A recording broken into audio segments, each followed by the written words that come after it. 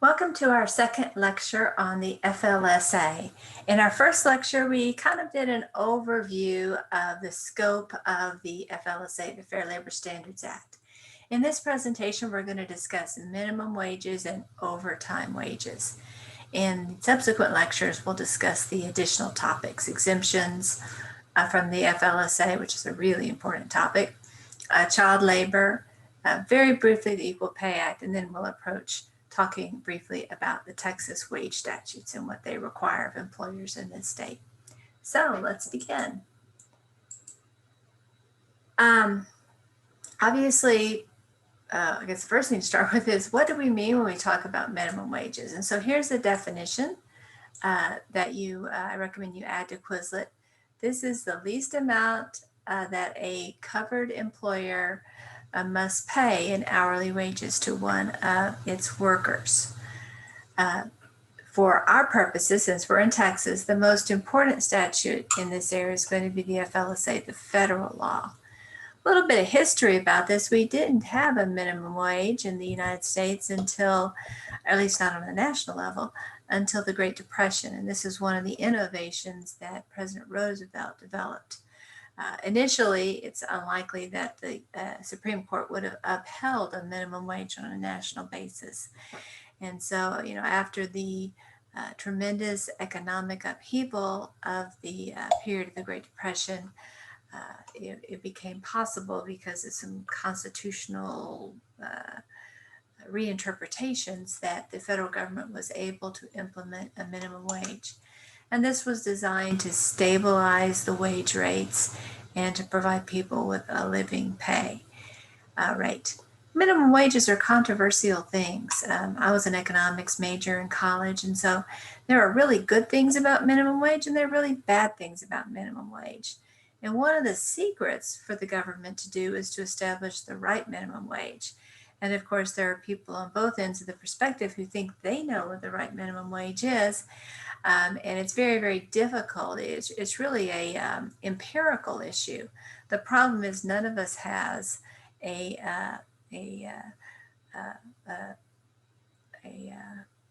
future tool to know exactly, a crystal ball, I guess you could say, that would tell us, well, if we do this, this is what the outcomes will be. If we do this, this is what the outcomes will be. And so we're all trying to use the data that we have to reach a conclusion about what is going to result in the best outcomes for the economy. The answers aren't obvious. There are times where an increase in the minimum wage does overall increase the welfare of people in the country. It's never going to help everybody, and some people are going to get hurt. Sometimes having a lower minimum wage overall is better. Again, no system is going to help everybody. Some people will be hurt with that tool. But figuring out how you can maximize, the overall results is a very, very tricky process, and probably one that politicians are not best equipped to do, because it really does require a tremendous amount of econometrical study and really letting the experts look at this. But let's just see what the standard is now. It's $7.25. And of course, this can only go up when there is a statutory change in the United States. So there is no cost of living adjustment in this number. So until Congress decides to increase it, it won't go up on a national level. Now we see that in other states there are different minimum wage rates, and that makes sense because there are different costs of living associated with different parts of the country. If you're living in New York City or in Los Angeles, the cost of living is dramatically higher than if you're living in Madisonville, Texas. So it really wouldn't make sense to have the same minimum wage everywhere. And that raises another good point, because while the cost of living in Los Angeles and New York City may be high, I'm sure there are many places in California and New York State where the cost of living is much more modest. And so one could easily argue that it would make sense to have localized minimum wages to reflect the particular economic conditions in that part of the country.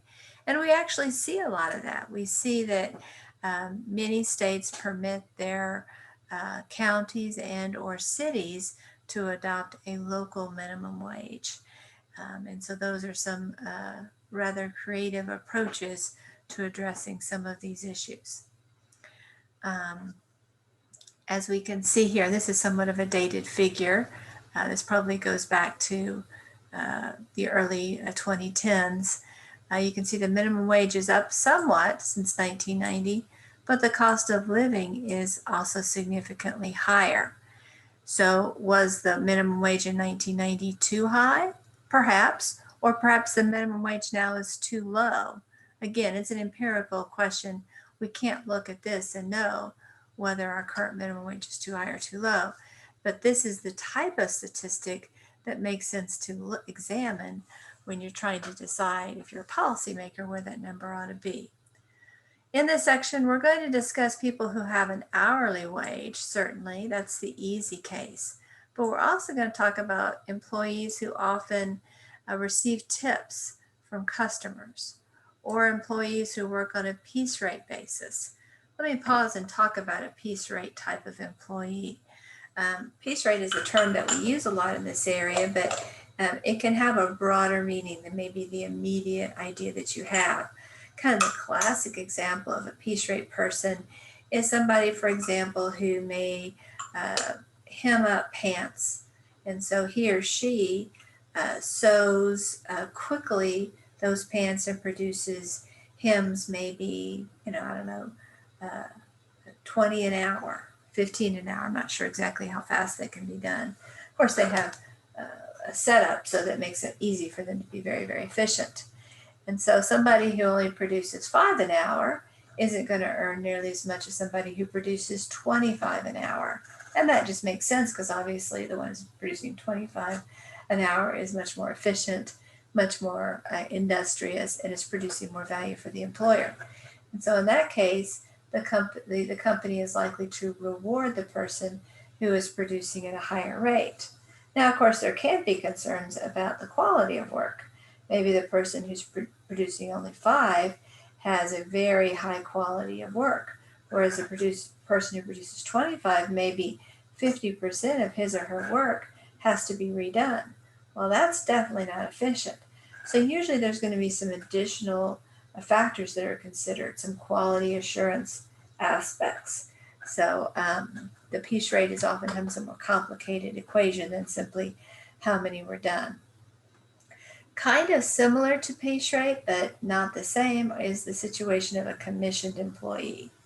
So let's imagine that I am a sales person in the shoe department of a department store, and I earn, we'll say, 7% commission off every pair of shoes that I sell. In that situation, I'm motivated to encourage customers to buy more than one pair. Maybe they come in wanting a flat, and I say, you know what? This is a great looking flat. We have it in multiple colors. Why don't you, buy it in black and also in brown? Or I might say, this shoe is really attractive. You may also want it with a heel. And so I've got another similar style that has a 2-inch heel on it. Why don't you think about that?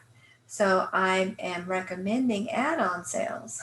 Because of course that helps my employer, but as a commissioned salesperson, it helps me too, because I'm going to earn obviously twice the commission if a person buys more than one pair of shoes. I may also be motivated to encourage the customer to buy socks, or to buy a product that will help the customer clean or shine the shoes, things along those lines. I may also encourage customers to explore more expensive shoe options. All of those would be aligning my interest in increasing my pay with my employer's interest of increasing sales. Another thing that commissions can help is it can motivate me to be more helpful to customers. If I'm paid a flat fee, I may not be immediately there to help a customer who needs some help finding the right size, or is shopping and isn't finding exactly what he or she wishes to find. If I'm paid on an hourly basis, I'm not very motivated to help that customer, because I'll earn the same amount whether that customer buys a shoe or not. If I'm a commissioned person, I get paid if that customer buys the shoe. Now, the flip side, though, is that commissioned employees can be positive, can generate additional sales for the employer, but there's also other problems but there are problems with having a commissioned workforce. One is that it can cause the employees to be overly aggressive, to really put pressure on the customer to buy a shoe, which can really turn the customer off and cause the customer not to want to come back. Even if the customer actually buys something, then he or she may think, I don't want to go back to that store. They gave me a hard sell. I'm uncomfortable with that. So that can be a negative outcome. Another negative outcome is that it can cause the customer to feel like people are swooping down on them. If you've been in a commission department, the classic I think about is Bed Bath, not Bed Bath and Beyond, but Bath and Body Works, I believe. You enter that store, you'll have about 12 people approach you within 30 seconds. And it's pretty obvious that they're on a commission and that you feel like you can't even look at things because they're swooping down on you. That creates a negative impression in the customer. And again, the customer is less likely to assist or to come back to that store. Some approach to address that issue is that many employers will say, to have a rotating basis. Okay, Bob, you get the first customer of the day. Sally, you get the second customer. Teresa, you get the third customer. Larry, you get the fourth customer. So they have a rotating system. But even that system doesn't work perfectly because it may be that Bob is still helping his customer one when the fifth customer comes up, and it would ordinarily be Bob's time, but Sally doesn't have a customer right now, so she jumps in. So even having a system can sometimes not always work out perfectly. Another problem with commission systems is that they sometimes can create a lot of tension within the workforce. One employee may be indirectly or directly stealing the commissions from other employees. There may be bad feelings if one employee is getting especially high commission rates, or there may be competition to work certain schedules where there's lots of customers there and not a lot of interest in working times where the store is still open, but there isn't a lot of need for, or there are not a lot of customers there. And so the commissions that you'll earn during that time will be less. So all of these systems have their advantages and disadvantages, and they not only have policy or employee impact benefits and detriments, but they also have important implications for FLSA and state law compliance. Let's look at an example about how we would look at a person's weekly rate of pay. So in this scenario, the employee earns $9 an hour. So this person is significantly above the minimum wage, at least the federal minimum wage. But it could be in this particular state or this particular community, the minimum wage might be higher than $9 an hour. So let's see if there's a potential for a violation. So this employee works 40 hours a week. Again, the number of hours isn't relevant directly to the minimum wage, but we'll see how it can play out indirectly. In addition, this employee earns $5 in commission over the course of that week and earns something that's the equivalent of $20 in terms of board, lodging, or other facilities. Now, obviously, they're not getting lodgings for $20 a week, but they may get access to free sodas at work, or maybe even some snacks or something along those lines. So what we do to figure out the wages is we look at the $9 an hour times the number of hours, and those combined gives us this number. 9 times 40 is 360, obviously. And then we bring down the commission, because that's also income that the employee earned, and the in-kind that the employee earned. And these need to be the reasonable value of these services. So again, if it's one soda a week, you can't charge the person $20. Obviously, that would be unreasonable. So you take all of these things that the employer is providing and you add them up. In this case, it's $385. This employee only worked 40 hours, so we're going to divide this total by the hours the employee worked. And so this makes the effective wage rate of this employee not $9 an hour, but $9.63 an hour. You may look at this and say, well, this is a complicated equation, but actually it can get way more complicated. And I'll show you some examples of that later on. So as a result, it's really helpful when you have complicated situations like this to make sure that you have a system in place that will correctly capture this data and calculate this data. There's, again, lots of software that will do this. The one that I've worked most closely with is PeopleSoft. It's excellent. You certainly can do these calculations manually, but that can be very time consuming, and it does require that you have somebody who's very familiar with how these processes work. Okay, so let's look in more detail. We've already said that states can have a higher minimum wage. Again, Texas currently does not. Under federal law, employees under 20 can be paid a sub-minimum wage. Now, most employers don't take advantage of this. One thing that if an employer chooses, though, to use this under 20 sub-minimum wage, the employer can't fire people who are, say, 21 to take advantage of this lower pay rate. The idea here is that somebody under 20 doesn't have that many skills. They are transitioning to the workforce, and so they may not be, quote unquote, worth the minimum wage at this time in terms of their skills. They're learning still. But the idea is by the time they reach 20, they should have developed sufficient skills that they can provide value to their employer, at least at the minimum wage level, and very possibly significantly more. We also have sub-minimum wage levels for individuals who are either apprentices, and I'm going to call the term learner as well. So these are people who are receiving training at the same time that they are getting work accomplished. We talked in our last lecture about the intern situation, how interns, if they are providing really anything of value for their employer, they have to be paid minimum wage. I kind of overstated the argument there because in theory, they can be paid a sub-minimum wage in some cases.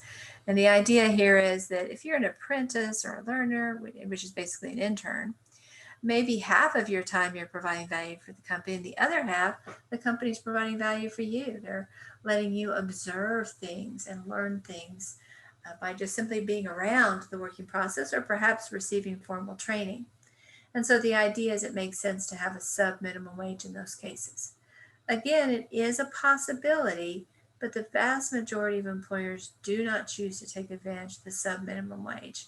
It requires a significant amount of record keeping from the DOL, and usually most employers are going to find that the cost and hassle of that recording is significantly greater than any small amount of money that is saved by paying less than the minimum wage. But it is an option, and something that I think it's useful to tell employers about who want to have unpaid interns. You can say, well, this is a lawful way of approaching that, and then explain to them, number one, how this would work and the pros and cons of it.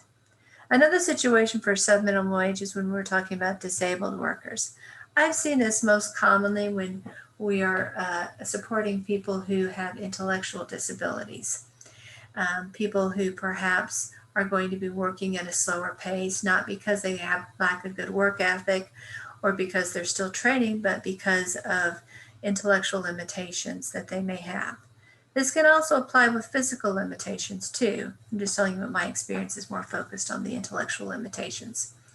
And again, this can be used, and I'd say this is a more common path to use it, because of course this disabled worker is very likely to be disabled throughout his or her working career. So it may make sense to offer a sub-minimum wage, even though there's going to be that same paperwork aspect, because it's going to be hopefully a long and successful and productive relationship. Let's consider this scenario. So Mary's an apprentice and she's learning how to assemble and install kitchen cabinets. She earns $5.50 an hour, which is of course less than the figure that we have of $7.25.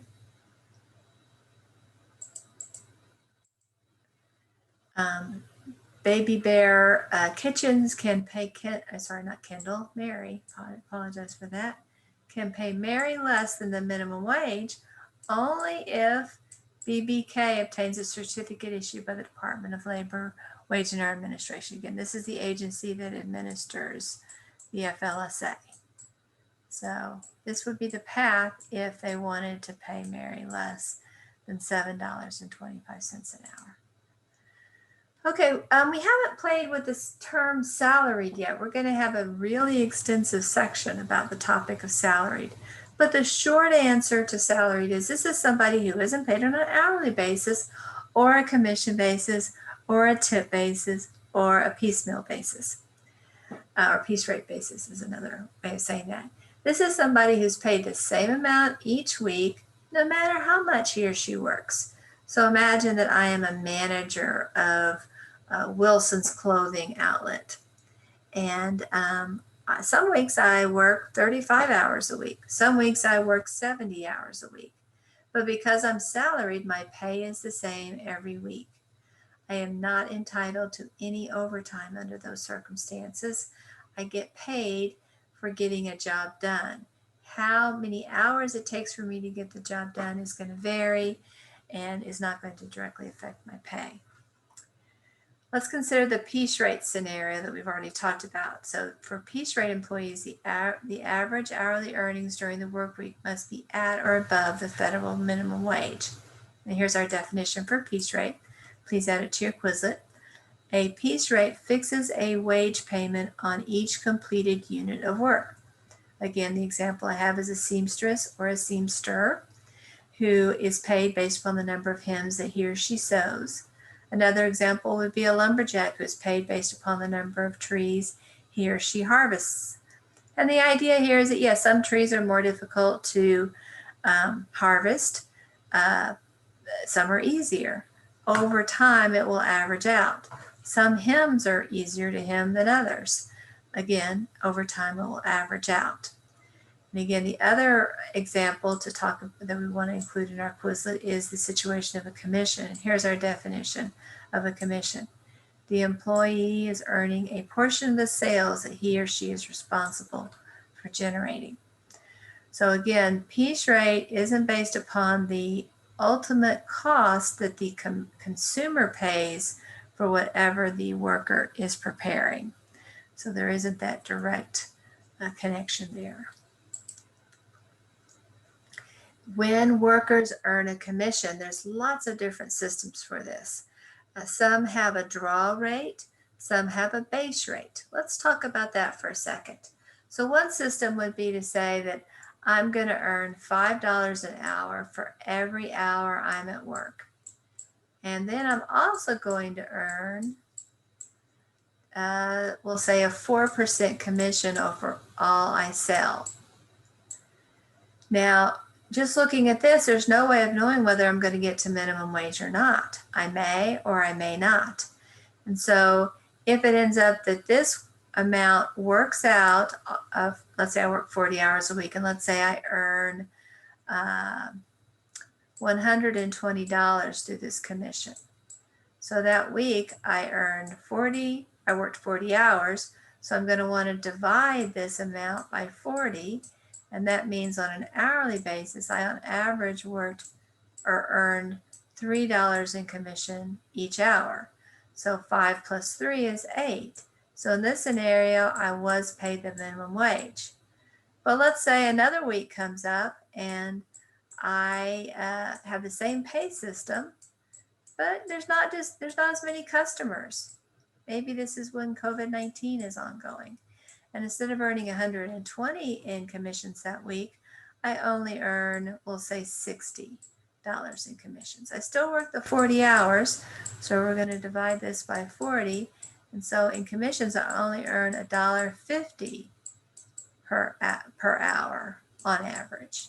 So we need to add that to my $5 an hour, and you can see that instead of earning at least $7.25, I only earned $6.50. So in this situation, the employer is going to have to add to my pay $1.25 for each hour. So in this case, they would have to add $1.25 times 40 to my pay to get me up to the minimum wage. So with the commission situation, there sometimes need to be adjustments at the end to reflect the fact that commissions were not did not work out this particular time. And you'd have the same situation with the piece rate situation. So again, let's say I am paid $1 for each task I perform. Maybe I'm making a widget. And let's say in the average week, I make 10 widgets an hour and I work 40 hours. So I earn 10 widgets an hour. Or actually, let's say I make 400 widgets during the course of that week. Let's say I work 4 days a week, and one day I made 95, another day I made 105, another day I made 98, another day I made 102. It's not going to be the same every single day. I'm not a robot. But in this case, overall, I made 400 widgets and I worked 40 hours. So that means during the average hour, I made 10 widgets. I'm earning $1 per widget, so my average rate is $10 an hour. Now, there will probably be some hours in there. Maybe I was having a bit of a tummy ache, or I was distracted. I was not focused as much. So there may well have been hours that I only made 6 widgets. And so technically during that hour, I only earned $6. But there were other hours that I earned that maybe I made 11 or 12 widgets. And so I earned $12 an hour. It's okay if there's variation over the course of we're going to look at the end of the week to see what was the average. Did I at least get to the average of $7.25 or whatever the minimum wage happens to be at that time? And again, if I don't, let's say I'm new to this job and I'm still learning how to make widgets. And so it ends up that instead of making 40 that particular week, instead of making 400, I only made 200. I'm still learning. Well, I still work the 40 hours, so I average per hour only making 5 widgets. So if I'm being paid $1 per widget, I only earn $5 an hour. Well, the employer is then going to have to give me $2.50 in addition to make me, $2.25 to get me to the minimum wage of $7.25. So that's how piece rate works. So I talked about one type of type of commission. Let's go back and talk about another type. So the first type is where we have a base pay with a commission on top. Let's consider a pure commission situation. So this time I earn a 6% commission off of everything I sell. I don't have any base rate. Let's assume that again I work 40 hours a week and I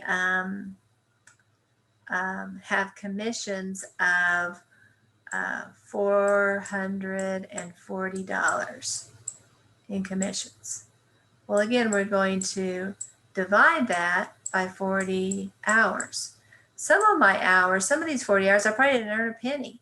Others of these hours, I might have sold 4 or 5 pairs of shoes and earned, well above the average. But here you can see my average rate is going to be $11 an hour, well above the minimum wage. So this is what I will get, my $440. And of course, this is a gross amount. There's going to be withholdings from this. But let's say this is just a really, really weak week in terms of sales. Or maybe I'm just not feeling it this week and I'm just not generating the sales that I ordinarily would. And so I only generate $200 in commission. So, this is the 6%. It's not my overall sales, but 6% of my overall sales. Again, I work 40 hours, so I only actually earn $5 an hour in terms of my commission. Well, again, the employer is going to have to come in and add $2.25 for each one of those hours to get me to minimum wage.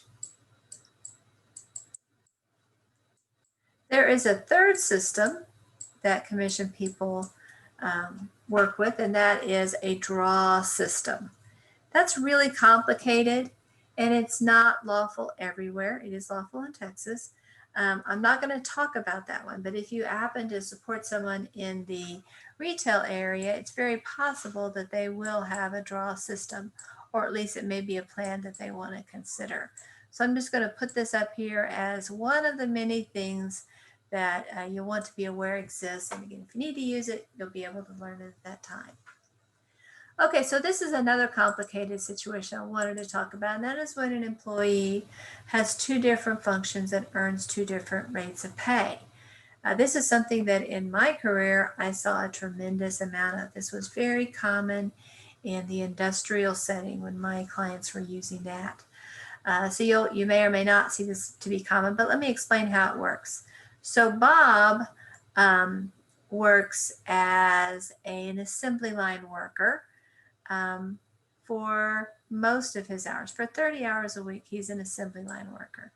And when he's doing that, he earns $10 an hour. But he also functions as a relief shipping worker in the shipping department. He covers the lunch schedule of the shipping crew. Shipping is a hard department, and not surprisingly, folks who work in that department earn more, just because it is so physically hard on the body. So people there, oh, I'm sorry, I mean a time side here. People there earn $15 an hour. So when Bob is doing that function for, say, from 11 to 1, he earns $15 an hour. When he's doing the assembly line task, he earns $10 an hour. So in this case, Bob earns $300 in a given week doing his assembly task, and he earns $150 a week doing his shipping task. So he earns a gross amount of $450 a week. Now, if we divide this by his total number of hours worked, 40, we'll see that he earns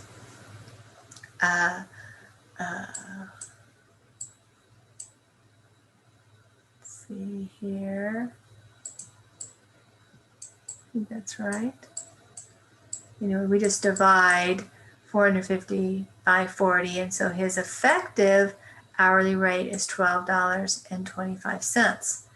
And again, let's say that his department, let's say one of the shipping individuals is on vacation on a given week. Well, maybe this number would go up and he works 20 hours doing assembly at $10 an hour and 20 hours that week doing the shipping function where he's earning $15 an hour.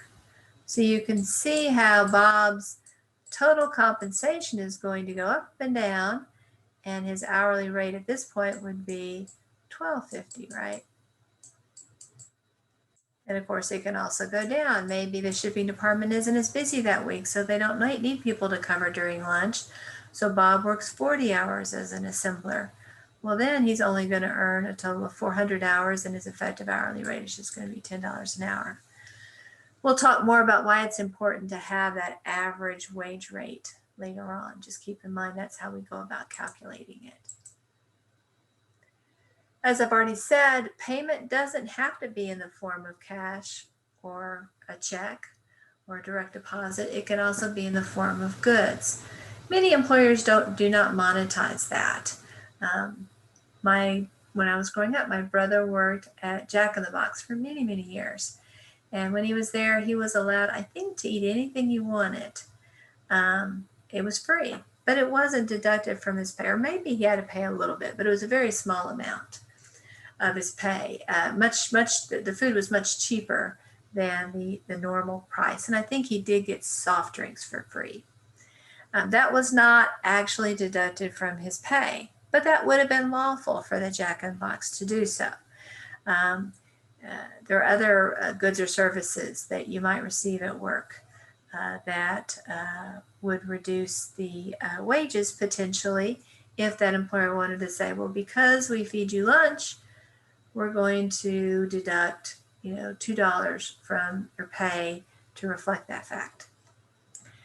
Sometimes workers work in isolated places, and so the best way for them to have their living needs satisfied are by having lodging provided. Going back to the lumberjack scenario, it may be very difficult to find housing where there are lots and lots of trees being cut down. I had a cousin who worked in Alaska,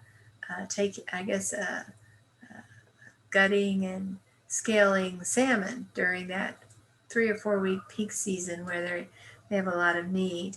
And during that time, the way it works is you basically work, every single minute of the day that you're not asleep or eating. And so, you work a tremendous number of hours, and the employer provides a place for you to crash. It's basically like a dorm room. And there's lots of people in there, and people are just kind of coming into work and crashing and waking up and going back to work. And so in that situation, the employer could consider lodging, if it's being provided, as part of that minimum wage that the employee earns. We talked about the Tony and Susan Alamo Foundation in another presentation, and that was one of the things that wasn't a legitimate situation, but that was one of the things that that foundation did. And it would have been lawful if Tony and Susan Alamo Foundation had paid the fair market, or had deducted the fair market value of those lodging and food and other services to those particular workers. Now, even though salaried employees are not entitled to minimum wage, not entitled to overtime pay, they are entitled to minimum wage. A very favorite joke amongst associate attorneys is, and associate attorneys are well compensated, so this is the funny part of it, is that they oftentimes claim they don't earn minimum wage. So they might earn six figures, but they work so many hours, the joke goes, that they don't actually earn $7.25 an hour. That's not true. They do, but that notion is, I guess, kind of lurking there. But the important takeaway is a salaried employee can't earn less than the equivalent of what he or she would have earned in straight pay if he or she had been paid on an hourly basis. So we look at the total earnings that the salaried employee has, and then the total number of hours worked to do that calculation. So if the worker earns 1,000 hours a week, the salaried worker earns 1,000 hours a week, and this worker worked 40 hours during that week, then we could look at this and go that this particular worker earned $25 an hour, so obviously well above the minimum wage under those circumstances. Now, usually there isn't a lot of need to evaluate salaried employees in this context, because even though salaried employees routinely work more than 40 hours a week, obviously, the odds of them getting close to the minimum wage are very, very small. But if you happen to have a salaried employee who's relatively close to the minimum wage, then this type of review is necessary. So for those unusual circumstances, it is useful to keep track of the number of hours that the salaried employee works so you can make this calculation. Employers obviously must pay for all compensable time that the worker has performed, but this is not obvious. We'll talk about the Portal to Portal Act later on, and so we'll get into more granularity on that coming up. But the bottom line is, whenever the law says that time of work begins, that's when the clock starts ticking, and it ends only when the law says that time ends. Now, there will be some interruptions, obviously. There will be lunch breaks or dinner breaks. There may be some other time, it's called waiting time or downtime. And we'll talk about which one of these have to be compensated and which one of these don't have to be compensated. Another complicating factor is that workers can sometimes work from home. Now, if the person is salaried, there aren't really any problems with that. But when a person is hourly, there are the potential for a lot of problems. As a result, many employers do not permit hourly paid employees to work from home in any capacity, and especially not in times where there isn't a virus circulating or things along those lines. Because it's very difficult to keep track of those hours, to confirm how many hours the employee worked. And so that is oftentimes a policy that employers have. Is it unlawful to allow hourly employees to work from home? No, not at all. It just requires a significantly greater investment in keeping track of that time. And that investment is going to be, that onus is going to be both on the employer and the employee. And it really does require a significant amount of trust on both sides to make that situation work. This is a really important expression here, suffer or permit. You can hear it. It sounds kind of weird to our ears. It doesn't sound like something that you would hear people say in the 21st century, and because it didn't come from the 21st century. So this is the idea that employers have to pay for all work that they permit to happen or that they suffer to happen. And when here I don't mean suffer in the sense of I'm in pain, I'm suffering, but suffer in the sense of tolerate. So let me explain. Let's say that I happen to have a super conscientious secretary. She is a kind of a we'll say she's a woman, and she's a kind of a go above and beyond kind of person. And she really wants her files to be just so, and she wants all of her records to be just so. She's really a perfectionist, and that's awesome. But this is a busy desk, and a normal level of attention to detail would mean that she needs to work about 40 hours a week to get everything done. But because she is so conscientious, she ends up working 45 hours a week just because she wants everything to be just perfect, just so. And so her scheduled time was supposed to be 8 to 5 with an hour lunch. But she rarely takes an hour lunch. She usually just takes maybe a 30-minute lunch. And she usually arrives a little bit early and stays a little bit late. Now, she's never asked me for overtime. And honestly, our offices aren't that close to each other. So I don't always even notice when she's there a little bit earlier, when she works through lunch. I'm busy doing my own work. And so I haven't really paid attention.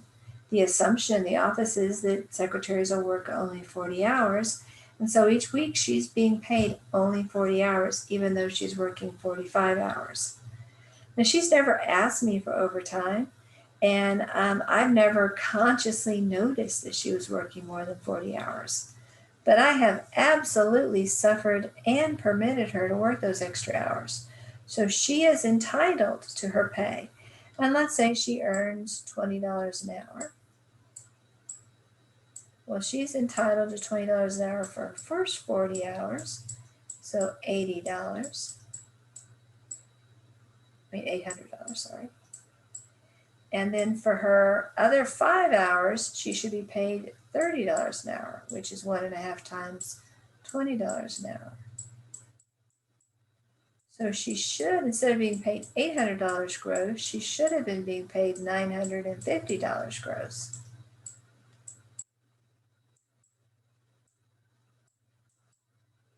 You can see how over the months and years, and again, there can be a 3-year look back on a willful violation, the amount of $150 times 52 weeks times 3 years can start adding up to some pretty significant amounts of money.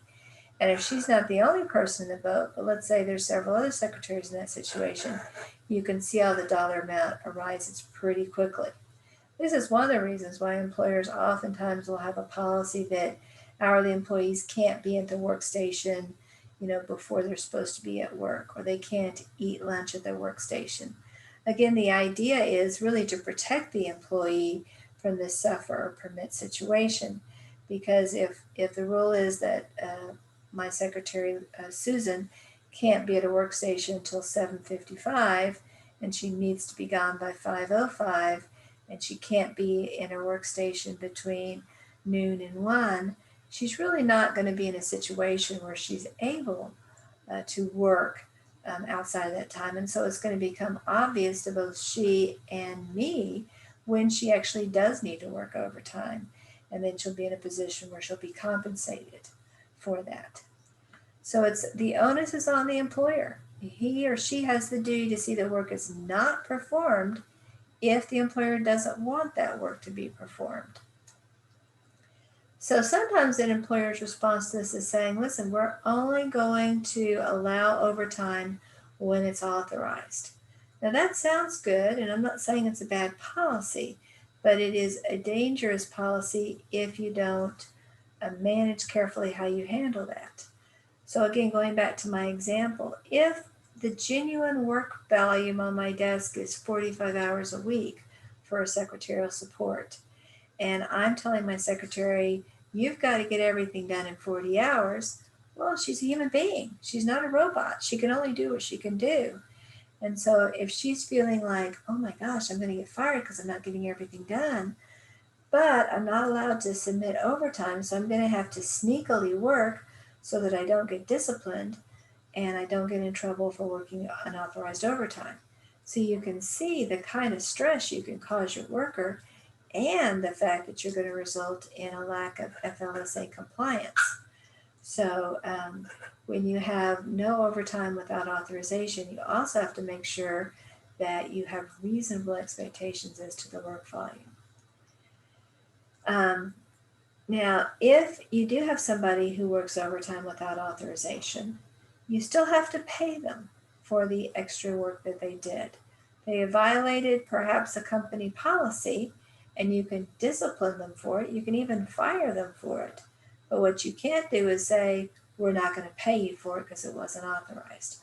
You have to pay because you suffered or permitted the work. But you can and you should take disciplinary action under those situations. Now, that doesn't mean you have to fire the person. It doesn't mean you have to demote the person. It does mean you need to document it, and there needs to be some escalation over time. And there needs to be some candid conversations. Why is it that you found you needed to work more? And this gives an opportunity for the employer to figure out, does this person not have the right skills for this job?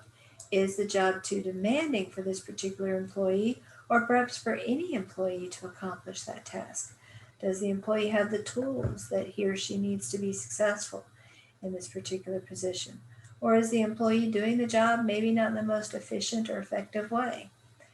So those are some things that need to be evaluated at the time that you have somebody who seems to be working overtime without authorization. We've already talked about this, but just a reminder, an employee may not volunteer his or her services to the employer to perform the same type of work by that employee. So there is no volunteer, and this is true even for charitable organizations or church organizations.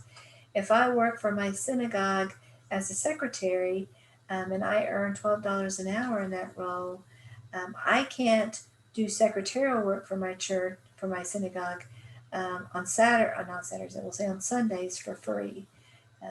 I can watch in the nursery at the synagogue for free because that's not the nature of my job. Of course, if I work for a for-profit business, then all of my services need to be paid for. You can't have volunteers in that situation. Again, that goes back to the intern situation. Let's talk about the on-call situation. It's not unusual, as you know, for employees to need to be on call. And really, how that on-call is structured is going to determine whether that time is paid or unpaid. If the employee has to remain on site in the employer's premises during the on-call, even if he or she is free to read a book or talk on the phone or eat or things like that, under those circumstances, the hours are going to be compensable because the employee really isn't free to kind of live his or her best life, so to speak. But on the other hand, if the employee can go about his or her life and go home, go grocery shopping, go to a restaurant, go to a movie, do all those types of activities, but simply has to be able to leave that activity to address whatever the on-call thing is from time to time, then until that employee gets that call, he or she doesn't have to be compensated. And usually in those situations, the employee is some kind of pager or cell phone, or they call in at set times. And in that situation, until that call happens, he or she may be on call, but doesn't have to be compensated. Now, this can be, there can be some gray areas here. For example, if the employee has to be very, very close to work, and the reasonable living places for the employee are farther away than the proximity that he or she has to be in order to get to work. Maybe the rule is you have to be able to get to the office in 20 minutes, for example. But this work site is in the middle of nowhere and there aren't any homes or apartments where the employee can work. Well, in that situation, it may well be a compensable situation. So you have to consider the complete situation that the employee will find himself or herself in. Generally speaking, meal periods are not compensable times. The key thing here, there's really two aspects that we need to keep in mind. One is the employee free from duty at that time? If he or she is on call or is expected to monitor something going on in the workplace, then he or she is not free, and that the work time needs to be compensated. So if I have to stay at my desk or I have to be at my machine monitoring dials, I am not free to work. So even though I'm eating, I need to be compensated for my time. The second component to meal periods is that if the rest period is under 20 minutes, the whole amount of time has to be compensated. Many employers will provide 15-minute breaks for employees, oftentimes one in the morning, one in the afternoon. And the idea here is the employee gets to step away for a few minutes, kind of clear his or her mind, go to the restroom. If the person's a smoker, maybe take a cigarette break, kind of unwind for a few minutes. Those times have to be compensated. In fact, any period of time that's less than 20 minutes has to be compensated. Times of 20 minutes or more, the argument can be made the employee does have a little bit more flexibility.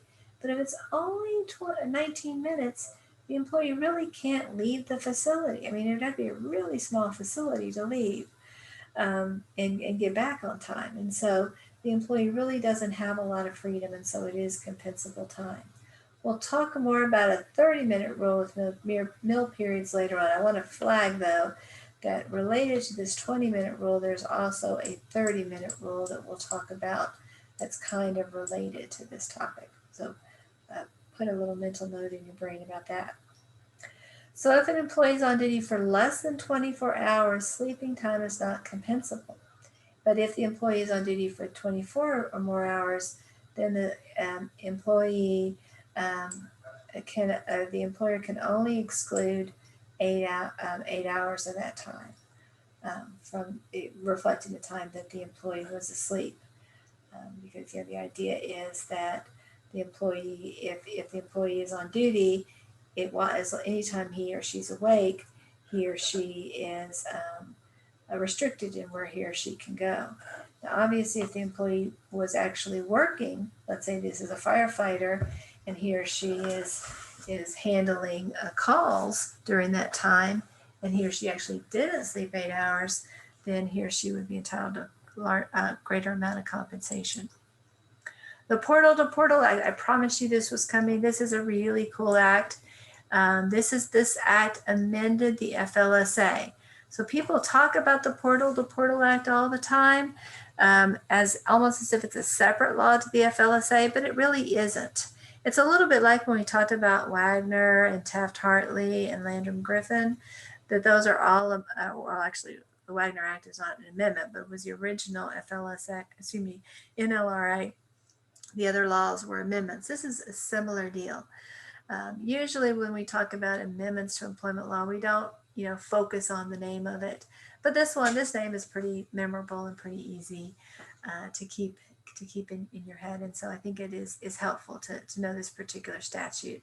You aren't responsible for knowing when it was passed, but you are responsible for knowing what it addresses. And it addresses, so please add this to Quizlet, it addresses when overtime is earned and when the workday begins, and I'm going to say and ends. And you can see that in the name, the Portal to Portal Act, from the beginning, from when the workday started to the end, when the workday ended. So what is the act? Let's first of all talk about what the act excludes or leaves out of pay. One is traveling to and from the place of employment. So let's say that I live in Frisco, my place of employment is in Plano. It's a 25-minute commute from my house to the parking lot at my facility. I choose where I live. I choose whether it's a 10-minute commute or a 30 or 40 or 50-minute commute. And so that time is not compensable. The employer definitely doesn't have to start paying me until I arrive physically at my employer's site. And the employer can stop paying me whenever I am leaving for the day to return to my home. So traveling to and from the place of employment to go home. Another thing that is excluded are preliminary and concluding activities, and this is usually called donning and doffing. Okay, so donning means to put on. I don my hat. I put it on. Doffing is when you take something off. I doff my hat. You haven't heard those expressions before. It's a little bit older, but keep in mind the statutes from the 1940s, so not surprisingly, they had a little bit different vocabulary. And in many, especially blue-collar jobs, there is equipment or protective gear that have to be applied. If I'm a welder, I have to wear protective headgear and other items so I don't get burned and so I don't hurt my eyes. And so obviously I have to put that on before I start my task. And of course I have to take it off when I'm done. And sometimes putting on the safety gear or other gear can take a significant amount of time, even 15, 20, 30 minutes. Another thing that comes up in these situations is that if I work in a very large facility, again, this is more of a blue collar type situation, there may be a significant walk from where I park my car or get off the bus to where I actually begin my workday. It may take me 15 or 20 minutes to work there. I may have to go through various lines to have my lunchbox checked, or I may have to go through a metal detector. So even if it's not physically that far, it may take several minutes because it may be that the whole shift is coming on at one time. So there may be a significantly long line. And so those are factors. And so when does the payday start? That's what we're going to talk about. Those are the answers that the Portal to Portal Act addresses. But the bottom line about the Portal to Portal Act is that even though it excludes certain things, it says that workers must be compensated for time spent on job-related activities. And some of those activities may sound like preliminary or concluding activities. And so we have to figure out whether those are going to be the ones that are excluded or included. You know, the bottom line is, and with respect to these, is these are incredibly fact-intensive reviews. And so we're not going to do a very deep dive here. The main thing I want to tell you is that you have to pour through the case law and make sure, number one, that you're using case law from your circuit, ideally. Number two, you're using case law that's relatively recent. And number three, that you're comparing the facts of the case in a very, very literal, concrete way with the facts of the situation that your client is facing. If there is travel out of town that begins and ends on the same day, in other words, it's a round trip in one day, all that travel time is compensable. So let's say I leave my home at 8 a.m. I go to work. I arrive at 9 a.m. I have a pretty far commute. I'm at my office until 10 a.m. and then I jump on a bus and travel to another location. Or let's say I don't travel on a bus. So I get in my car and I drive at 10 a.m. It takes me until noon to get to this other work location. And I am there until 4 o'clock. At 4 o'clock, I start my trip back home. And so I get back home, we'll say at 6:30. Well, under those circumstances, all of this time is going to be compensable.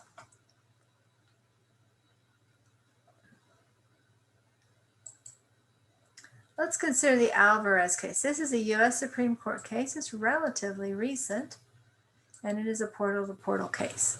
Does the FLSA, particularly the portal-to-portal provisions of the FLSA, require employers to pay employees for time spent walking to and from stations that distribute employer-required safety equipment? And again, we're not going to go through this case and do the facts because again, it's very, very fact-intensive. But in this case, the first Court of Appeals, not the fifth, but the first, so it's not our Court of Appeals, concluded that walking and waiting times were excluded. But then it went to the U.S. Supreme Court. And in this case, we're talking about a meat packing plant and a poultry plant. And the court concluded that putting on safety equipment for these particular jobs was a principal activity. You needed to have it before you could do your job. And so the activity began, the workday began when the workers started the principal activity of putting on the safety gear. And this included any time after they put on the safety gear walking to their workstations. So any time that was before putting on the safety gear was not compensable. So if you imagine it this, here's the door to the facility. Worker comes in, spends 5 minutes working to this place where she gets her safety gear. So this is a 5-minute walk. She gets the safety gear and puts it on. This is a 10-minute process. And then it's a 7-minute walk to her actual workstation, where she actually begins her day. Okay, so, and let's say she works 8 hours a day doing whatever this task is. Well, in fact, she worked 8 hours and 17 minutes because this is going to be compensable and this is going to be compensable. This 5 minutes that happened before she started the principal activity of putting on safety gear would not be. So you can see an employer could switch things around and put this safety gear station right here at the beginning. And let's assume that she travels the same path. And so now this 5-minute walk is included. So instead of having 17 extra minutes, she actually has 22 extra minutes. On the other hand, the employer could put the safety place right next to where this employee's workstation is. And so the 12 minutes of walk is not compensable, just the 10 minutes that is relevant to the position. You may find it interesting to hear the case summary of the Alvarez case. I always find these very, very interesting. You don't need to know the name of this case, but I think listening to this case summary may help this precedent make a little bit more sense to you. So here are some examples of generally compensable time and generally non-compensable time. So fire drills and rest periods of 20 minutes or less. We've already talked about that. This is obviously a safety drill. Employer required training. If you say this person has to do this, then you ought to compensate them for it. I mean, that just makes common sense. Traveling between work sites. Maybe the nature of my job is, here's my home. Here's work site number 1. Here, I should number 1 here. This is work site number 2. And this is work site number 3. Let's say my work day is kind of a round robin. I go from work site number 1 to work site number 2 to work site number 3 to work site to home. This is not going to be compensable, but this will be, and this will be. This one's a little bit trickier. Certainly if I had gone back here and then gone here, this would be compensable and this would not be compensable. If this is longer than this, there's an argument that some portion of this ought to be compensable. So again, this is one of these areas where you need to kind of dig into the weeds to figure out how it goes. Many times in that situation, the employer will have the worker return to work site 1 just for clarity, even if it's just to check in so that there's no issue about how that person's going to be paid. Because in that situation, if you're doing this and then you're retracing your route home, this will be compensated, this will be compensated, this will be compensated. It makes for a cleaner situation, although employees a lot of times don't like that. Waiting while on duty. So let's say that I work on an assembly line and sometimes the assembly line goes down. There's a technical problem. I am not allowed to leave and I don't have anything to do. Maybe it's 20 minutes, maybe it's 2 minutes, maybe it's 3 hours. As long as I am asked to wait, I need to be compensated for time. We discussed the restrictive on-time arrangements already, and we talked about the meal periods where you're not relieved. Pre-employment tests, I'm not an employee yet, so obviously I don't have to be compensated for that. We discussed the volunteer. We discussed this. And this one, this is that 30 minutes issue. So while normal breaks can be as short as 20 minutes and not be compensated, when we're calling it a meal period, it needs to be at least 30 minutes long before it can be not compensated. And in fact, the Wage and Hour Administration can be pretty strict about this. I've seen them get upset about even a 29-minute meal break, saying that ought to be compensated. If it's a meal break, you're having people clock in and clock out, and they clock in before 30 minutes, you need to pay them. Now, that's one of the reasons why employers oftentimes are very prickly about having employees clock in quicker than the 30 minutes. And in fact, I've seen places where the employer will wait there and say, let's see when you clocked in. Oh, you didn't clock in. Or let's see when you clocked out. Oh, you clocked out at 12:05. You can't clock in until 12:35. And it is appropriate if employees habitually do clock in less than 30 minutes, number one, to pay them for the time, and number two, to document that from a disciplinary perspective. Okay, let's talk about tips. So most of us as workers don't earn tips, and most workers under those circumstances are not going to be treated as somebody with tip income. In order to qualify for tip income treatment under the FLSA, that particular worker has to receive more than $30 per month in tips. That's a pretty modest amount in tips. This number hasn't been adjusted over time. So if you think back that this threshold has existed for decades, it makes a little bit more sense. So this isn't going to apply to most industries. It might apply to waiters and waitresses. It might apply to bellhops in a hotel, to doormen or doorwomen. Another thing is that employees must earn, and tipped employees must earn at least $2.13 an hour by the employer, even if they earn a lot in tips. So imagine that you are a waiter or waitress in a five-star type restaurant. You may earn, $100 an hour doing that type of work. And so you're well above the minimum wage, but you still have to be paid, in addition to whatever your tips are, at least $2.13 an hour. And again, the waiter or waitress who has the tip pay still needs to get to minimum wage. So let's say in this particular economy or this particular week, the customers have been very stingy and they have not paid the anticipated amount of tips. And so this particular worker, when looking at the $2.13 an hour plus the tip money he or she has earned, is still below $7.25 an hour, then that amount of money needs to be increased so that the employee gets to the minimum wage. Now, in theory, all of this tip money ought to be well documented. There ought to be very clear records about how much money this particular employee earned via tips. And that's pretty easy to do if the customer recorded that tip payment on a credit card or a check. But many times customers will give that money as cash.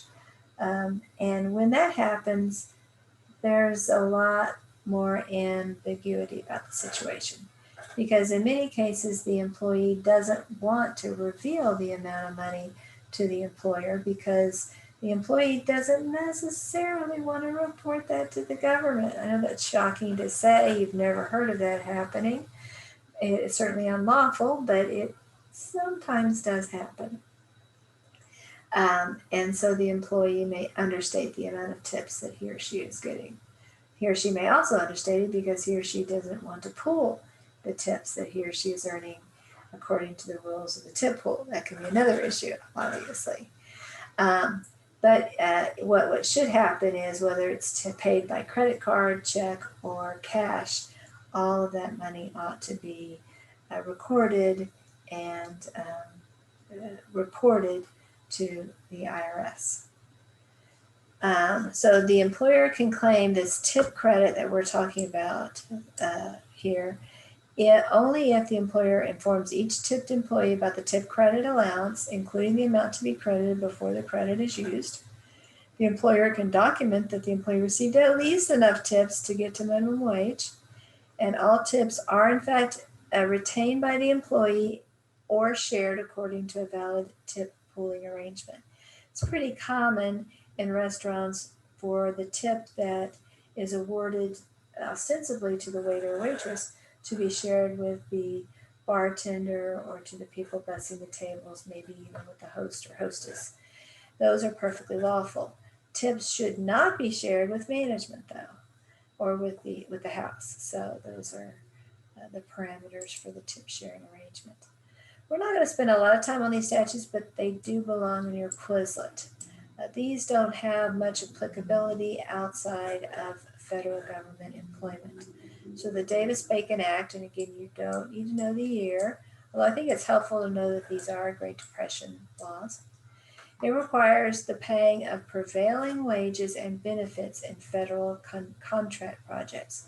So if you're, say, a government contractor who's building, a bridge or a road, and the market conditions in that market provide that workers performing this particular type of labor earn $17 an hour.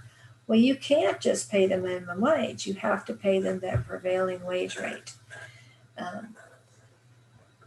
Again, this only applies to federal contract projects. The Walsh-Healy Act requires the government contractor, so again, we're talking about the federal government and private employers who are working for the federal government. So it's a very narrow universe. It requires paying overtime for work in excess of 8 hours a day. This is called daily overtime. And again, the minimum wage has to be set with the prevailing wage rate in the area. There are some states that do have daily overtime. I believe California does. I could be mistaken about that. Most states, though, have weekly overtime once you get to 40 hours a week. Texas does not have daily overtime, and it is not a common practice in Texas for employers to pay daily overtime. So at this point, I'm going to end our presentation, and we will resume and talk about overtime wages in another presentation. I thank you so much for your time. As always, if you have questions, please feel free to pop into my office hours. I'm always glad to talk about these issues in more detail. I thank you so much for your attention, and I hope you have a wonderful day. Take care.